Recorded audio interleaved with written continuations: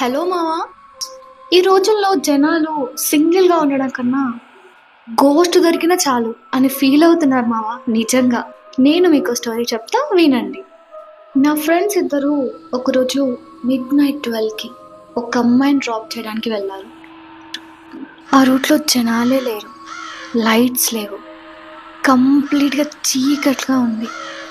ఆ అమ్మాయి చాలా భయపడుతూ నా ఫ్రెండ్తో ఇలా అందంట, అరే మీరు రిటర్న్ వచ్చేటప్పుడు ఈ రూట్లో రాకండి రా అని చెప్పిందంట.